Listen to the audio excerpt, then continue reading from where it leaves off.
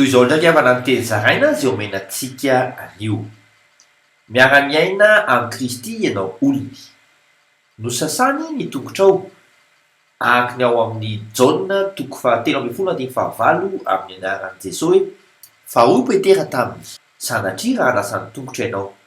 Jesosy namaly azy hoe raha tsy ho sasako ianao dia tsy manana anjara amiko.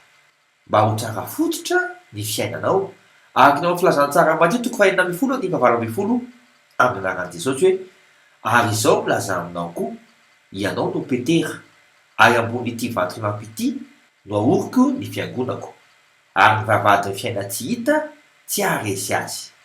Ny fisotronao ny rany araka ny ao amin'ny filazantsara ny Jaona 2:15 amin'ny anaran'i Jesosy hoe fa nonofiko ny tena fihinana ary ny rako ny tena fisotro mba ho afakota araka ny ao amin'ny Jaona 1:17 amin'ny anaran'i Jesosy hoe fa raha mandeha eo amin'ny mazava isika tahaka azy eo amin'ny mazava dia manana firaisana isika ary ny rahan'i Jesosy zanany no manadio antsika ho afaka amin'ny ota rehetra.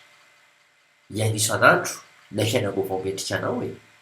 Vavaka isika Kristy eo sambatrao maninanao satria tsapako fa nesoronao tao amin'ny fatotry ny zugan'izao tontolo izao.